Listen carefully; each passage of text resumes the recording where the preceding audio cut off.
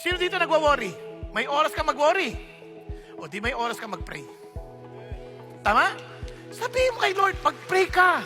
Now, how would you know that you have prayed?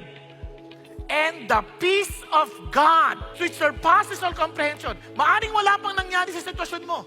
But surprisingly, there's a peace na parang lagpas, parang wala na yung issue sa'yo. Wala na yung concern na yun, nabigay mo na sa Diyos. Will guard your heart and mind in Christ Jesus. Yung puso mo, yung isip mo, nabantayan na ng kapayapaan ng Diyos. At ang isip mo, nakatuon na kay Jesus. The reason why we get anxious, the reason why we get worried, kasi nawala na yung isip natin kay Jesus. Nandun na tayo sa sitwasyon, nandun na tayo sa mga pinagdadaan nating problema. Once you pray, bumabalik ka sa presence ni God at yung isip mo, bumabalik na kay Jesus. Are you following? Pag bumalik na kay Jesus yan, nagkakaroon ka na ng kapayapaan. At doon, bigla kang magpapasalamat because that is the will of God in Christ Jesus.